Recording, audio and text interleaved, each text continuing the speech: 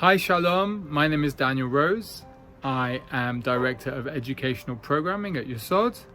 I'm very excited to be a part of this very exciting endeavor, J Nutshell.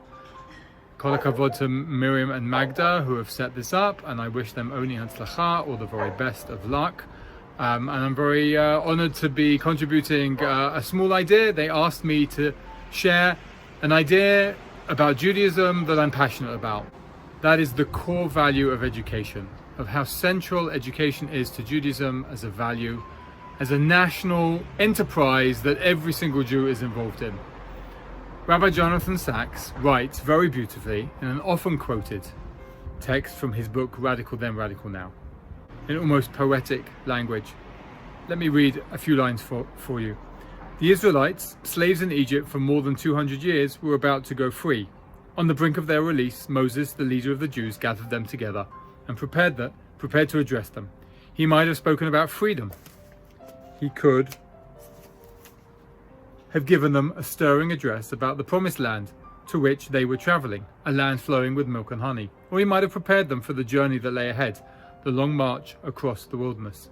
Instead, Moses delivered a series of addresses that seemed to make no sense in the context of that particular moment. He presented a new idea, a revolutionary in character whose implications remain challenging even now. He spoke about children and the distant future, and the duty to pass on memory to generations yet unborn. About to gain their freedom, the Israelites were told that they had to become a nation of educators. Freedom, Moses suggests, is won not on the battlefield, nor in the political arena, but in the human imagination and will. To defend the land, you need an army, but to defend freedom, you need education. You need families and schools to ensure that your ideals are passed on to the next generation and never lost or despaired or obscured. The citadels of liberty are houses of study. Its heroes are teachers. Its passion is education and the life of the mind. Moses realized that a people achieves immortality not by building temples or mausoleums, but by engraving their values on the hearts of their children, and they on theirs, and so on until the end of time. I want to take this idea a little bit further, and I want to suggest that programmed into so much of ritual in Judaism is this sense of education, but in a really novel way, a way that only ritual can achieve. And it's what I want to call experiential education. I learned to be an educator at the age of 15 at camp, where experiential education is the most powerful, all-encompassing, holistic experience that we have as young children, if we're lucky enough to go to Jewish camp. I believe that the pedagogy of experiential education can be found in so many of Judaism's rituals of its mitzvot. Many, but the most obvious are the types of mitzvot that we would call edot. Edot are mitzvot that are connected to times, to chagim, to festivals, but also to Shabbat. The most obvious is Seder night, Leil Seder, the light of Pesach, where we sit around the table with our children and we literally re-experience the going out of Egypt in order to really absorb the ideas and the values and the principles of that night in our hearts, so that every one of us has fond memories of Seder nights around our table with generations of our family. We re-experience a historical event in order to absorb the values that it's based on and be able to engrave the same message just as it is engraved on our hearts, on the hearts of our children and of future generations. Now, we don't just do this on Pesach, we do it every Chag.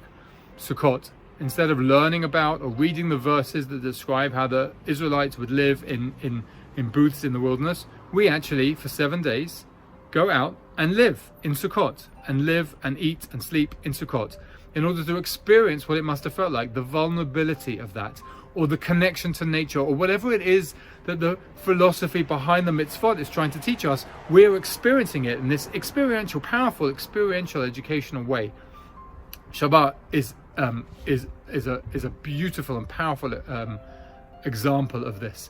There are many different ideas behind Shabbat, philosophies of Shabbat, whether it be an environmental message that we stop manipulating the environment for 1 day out of 7 and take a step back, or whether it be an exercise in egalitarianism where everyone suddenly becomes equal and shares the public spaces of Judaism together employer and employee generation sat together, or whether it be a more mystical, spiritual message of Shabbat, whatever it is, rather than some kind of intellectual, cognitive experience, we experience it in a very first-hand, immersive way by keeping Shabbat. Shabbat is not about all the things we can't do.